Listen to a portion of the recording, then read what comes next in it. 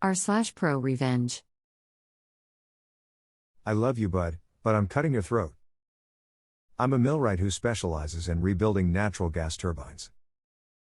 I run with a very top caliber crew where everyone has a role to fill. My role is overseeing anything that's lifted with a crane. My technical title is rigger. If a load falls, it's my fault. If someone gets hurt while I'm in control of a lift, it's my fault. If equipment is damaged while I'm in control of a lift, it's my fault. The incident in question happened about 2 years ago, but we'll need to go back a couple years farther to get the backstory. I was a fresh member of the crew and had demonstrated competency in rigging, so after roughly 6 months with this group, my superintendent put me in charge of all rigging. I wasn't the fastest rigger, but I was safety focused and insisted on doing it right every time even if it took a little longer. This meant that my superintendent didn't have to watch over every rigging task and could go relax because I had it under control. Another millwright joined the crew about the same time I did. We'll call him Larry. We didn't get along at first, but after a few months we became friends. Larry was the act now think later type. Much like the superintendent I travel under. Larry was prone to making mistakes because of that attitude, but he was very fast and worked like a mule at all times, and I respected that. He wasn't especially skilled in any one area, so he had no special position. That meant sometimes he'd get put on less glamorous work. And I soon learned he was very jealous of my position as the rigger. At times, he would make comments like "I'm gonna take your job." Not in getting me fired, but bumping me down a rung and him taking my spot as rigger. He'd come up behind me while I was looking over my checklist to point out something I may not have checked yet. If supervision was near, he'd make sure he was heard. At this point I should mention this. I stick out like a sore thumb on this crew.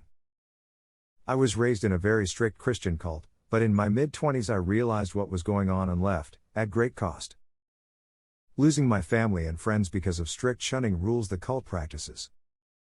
Some of the stricter things stuck with me. Like I've never been intoxicated. I don't use tobacco. No recreational drugs. I speak professionally, without slang or colloquialisms for the most part.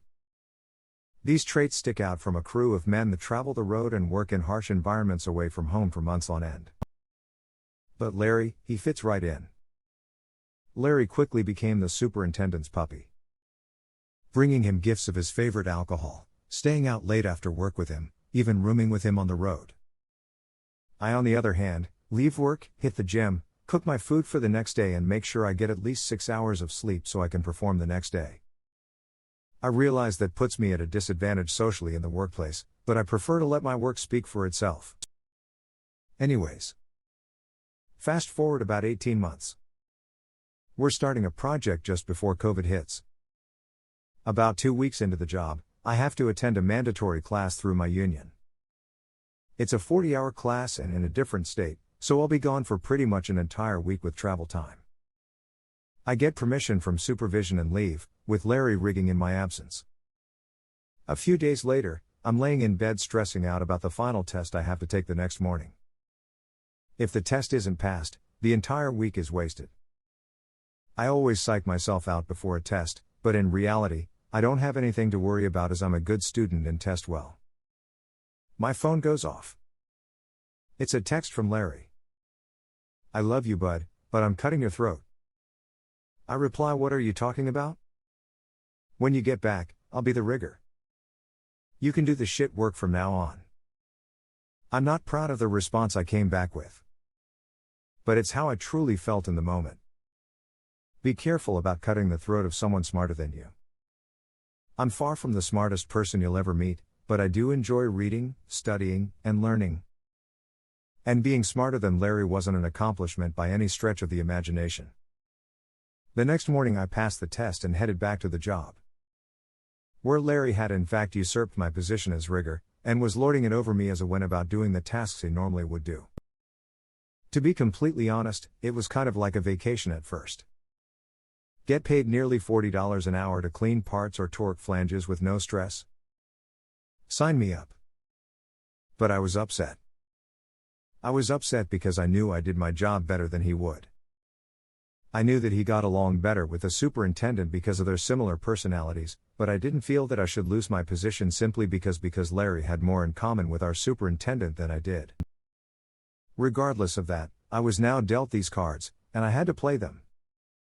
Just 3 days after I got back from class though, the job was shut down. COVID-19 was just now sweeping the country. Out of an abundance of caution, the plant shut the project down until further notice. We were sent home for about 3 days and then called out to an emergency shutdown where a turbine had crashed. We roll out and are on the job 48 hours later, in the middle of nowhere, Alabama. We get right to work. On this particular unit, you pull the entire roof off in 2 sections with a crane to open the enclosure. Compared to many things we lift in a project like this, the roof weighs very little. The turbine rotor may weigh over 100,000 pounds, but the roof usually weighs around 7,000 pounds. Lightweight. But it is large and there are critical parts around the roof that can be damaged if not lifted carefully. Typical procedure is to be on top of the roof after it's unbolted, be in a full-body harness and tied off to an approved anchor point capable of holding at least 5,000 pounds per OSHA regulations. We then slowly take the weight of the roof with the crane until it's floating and then climb down off of it and continue the lift until it's set on the ground or on a truck to be moved. The superintendent instructs me to go on the roof with Larry and assist him. Do whatever Larry tells you to do. Okay, boss. I put on my harness and climb to the top and begin to assess the situation. The rigging to lift the roof is 4 5-ton chainfalls. It's capable of safely holding 20 tons. Well over the weight of the roof. The crane is also well overrated for this lift, even with the boom extended all the way out in order to clear another building on the way to the ground. Larry has it all rigged up, but no tension on the wire rope slings. And then I notice his crucial mistake. He has forgot to account for boom deflection. When a crane takes the weight of a load, the boom flexes down. Depending on the crane setup and the weight of the load, it can mean that while your crane hook might be centered in your load with no weight on the hook, once you get the weight of the load on the crane hook could be anywhere from a few inches to a number of feet off center. Which means that when the load come off the ground, it swings. Swinging is bad. Always. Enough weight swinging could tip the crane. Crash into equipment. Crash into a person. It's very dangerous. At this point, I start calculating. Is this weight enough, even swinging, to tip this crane? No. Not even close. Is it enough to break a chainfall? No.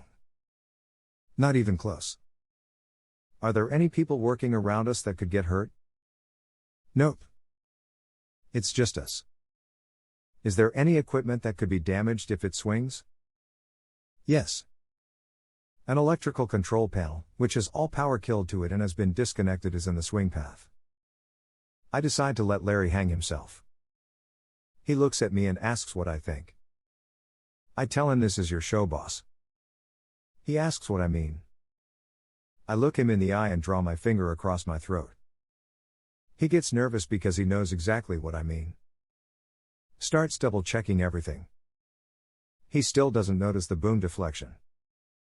After a couple minutes, he decides I must be talking out of my ass and proceeds with the lift. I stop him, and remind him to tie off with his harness. He doesn't realize it, but we're about to go for a ride. Generally, when I'm rigging, I first find out what the thing I'm rigging to weighs. It's a vital piece of information. If I know what it weighs, I can have the crane operator track how much weight he is on the crane and I'll be able to know when the object should start to pick up. If we get to over 10% more than the object should weigh, there may be something stopping it from moving and we need to stop and reassess the situation. Rigging could fail, the object you're lifting could jump into the sky, all kinds of mayhem may ensue if a hidden bolt holding something together breaks because you use too much force to lift it. I ask Larry if he knows how much the roof weighs. He doesn't. I do, but don't tell him. He starts signaling the crane to slowly hoist up. The operator complies and starts lifting. I'm watching the boom get pulled more and more off center. We're probably 2 feet from the center of the load at this point. meaning a swing that could travel nearly 4 feet. I stopped Larry and asked him to see how much weight is on the crane. 11,000 pounds. 4,000 more than what it should weigh. This roof is in a bind because we're not picking it straight up, but at an angle. It's either not going to move, or we're about to fly. I brace myself. Hoist up, slowly, Larry calls over the radio. Boom. The whole roof shoots a good 2 feet into the air, and swings wildly towards the control panel. Larry and I are riding it like pirates in the crow's nest in a hurricane. We crash into the control panel, bending it over at a 45-degree angle, destroying most of its components. People start pouring out of the nearby trailers to see what the commotion is all about. The crane operator is yelling over the radio asking what the hell just happened. I'm smiling. Larry is shaking. He sees me smiling and knows that I knew. We get the roof set on the ground and are met by our superintendent. He's chewing Larry's ass hard. He gets to me and asks why I let it happen. I just say I just did what Larry told me to do. The superintendent is no dummy. He's seen a thing or two and knows exactly what went down. Larry is demoted and I'm reinstalled as rigger immediately. And a few shifts later it's all smoothed over. Larry and I are actually good friends now. We've been through a lot together and have each other's backs these days. He's now the foreman on our crew, and lets me do my thing. Failing your way to the top is still a valid way of progressing in my field. But I'm happy for him. He's actually good at it. And I guess that's all there is to say about that. A response to the post. The balls to know the ride is coming and just full fucking sending that shit. I applaud your efforts. A response to the post. You might even say that op rigged Larry's demotion. A response to this comment. Larry's job was on the line, and op left him on the hook. A response to the post. Ooh, this is a good one. Just letting him dig his own grave, you didn't have to do anything. I think this would be a hit over at r/malicious compliance too. Oh, peace response to this comment. I may actually cross-post this there. Thanks for the suggestion.